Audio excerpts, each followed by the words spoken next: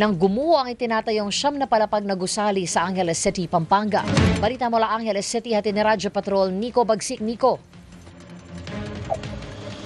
Rika, hindi maitago ng survivor na si Driel Suarez ang tropang sinapit ng gumuho ang gusaling katabi ng kanyang spa massage parlor. Dito yan sa bahagi ng Teodoro Street sa Barangay Balibago. Ayon sa kanya, natutulog na lang sila nang mapansing kakaiba ang pagbagsak ng mga bato mula sa gusali.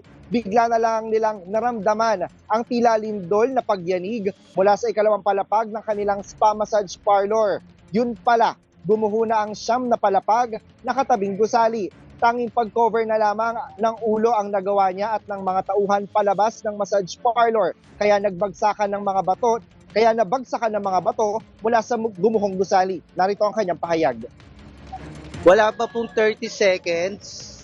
Talaga pong pagka parang lumindol po sa sa building po namin.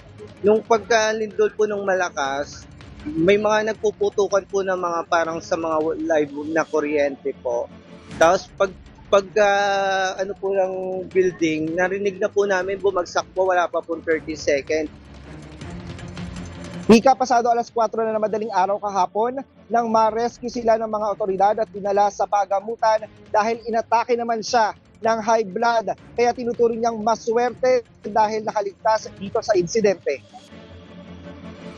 Thank you na rin talaga sa Panginoon. Talagang sa bandang kabila po yung pagguho ng building. Kung hindi, marami po kami maapektuhan. Baka hindi lang po yung mga construction yung nadamay sa mga natabunan, kundi kami rin po sana.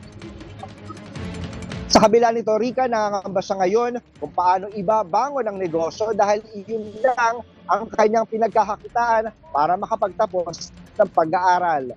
Yan ang balitang kumpirmado, sigurado. Ito ang Radyo Patrol, Nico Bagsik, DZMM. Maraming salamat, Nico Bagsik.